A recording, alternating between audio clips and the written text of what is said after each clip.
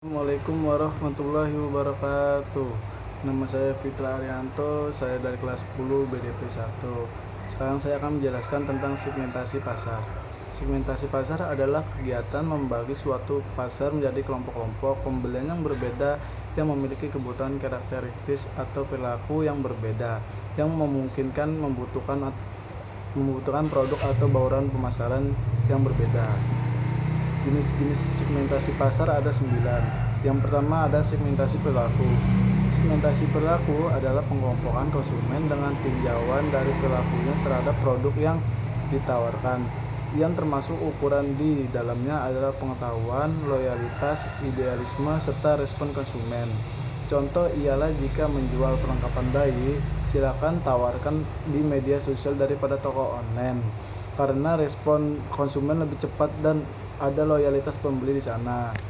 Jenis segmentasi pasar yang kedua adalah segmentasi psikografis. Segmentasi psikografis adalah pengelompokan konsumen atas dasar kesukaan dan ketertarikan mereka pada produk tertentu. Bisa juga diarahkan pada konsumen yang menekuni suatu profesi dan hobi yang khusus. Contoh segmentasi ini ialah memasarkan buku pada grup atau kelompok pecinta buku. Contoh ialah ia menjual alat pancing kepada orang atau kelompok yang memang suka memancing. Jenis segmentasi yang ketiga. Segmentasi yang ketiga adalah segmentasi demografis. Segmentasi demografis adalah pengelompokan konsumen atas dasar keumuman seperti usia, gender, pendidikan, pendapatan, dan lain selainnya.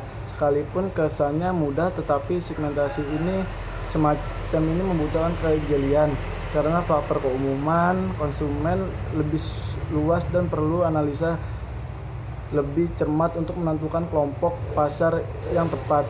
Contoh segmentasi ini ialah produsen susu anak seperti susu Bendera membagi segmennya berdasarkan usia 1-3 tahun dan 4-6 tahun dan lain-lain. Mereka kemudian meluncurkan susu Bendera 1, 2, 3 untuk usia umur 1-3 tahun dan susu Bendera 4, 5, 6 untuk usia 4-5 tahun.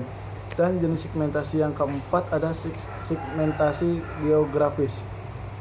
Segmentasi geografis adalah penentuan kelompok pemasaran dengan berdasar pada tempat tinggal konsumen. Ini terkait dengan kedaerahan seperti desa, kota, provinsi, dan kepulauan. Misalnya seperti Jakarta Selatan, Timur, Barat, Utara, dan lingkungan pelanggan yang tinggal di DKI Jakarta. Jenis segmentasi pasar yang kelima adalah segmentasi pasar berdasarkan sosiokultural.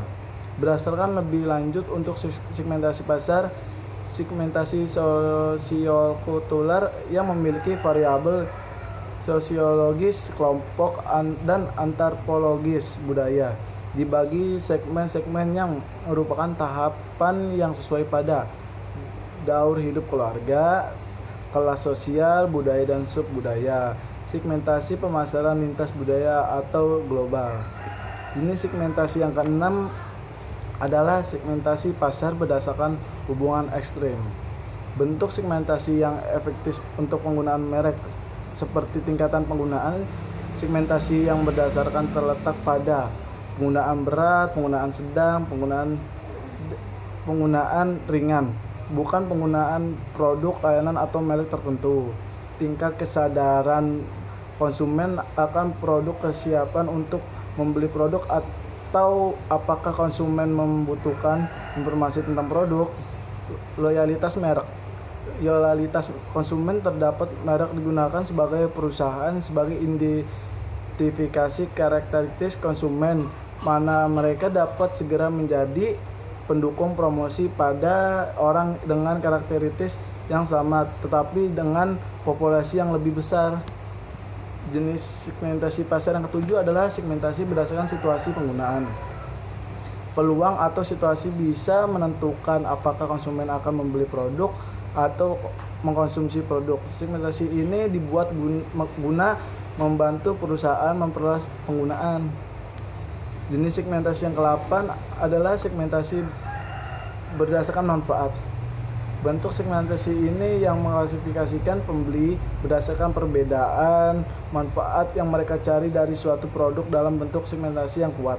Sebuah studi menguji apakah pengendalian preferensi konsumen untuk mikro atau pengrajin mengidentifikasi 5 keunggulan merek strategis, yaitu 1.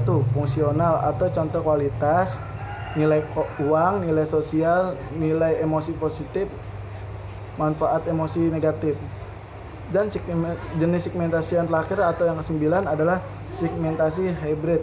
Segmentasi ini dibentuk berdasarkan kombinasi berdasarkan variabel segmen yang bentuk satu segmen. Sebagai contoh, segmen diagramografis sangat berguna untuk menemukan aspek terbaik bagi pengiklan atau pemasar dalam menentukan kepribadian, tujuan dan minat, serta terisolasi di tempat mereka tinggal. Sekian dari saya. Wassalamualaikum warahmatullahi wabarakatuh.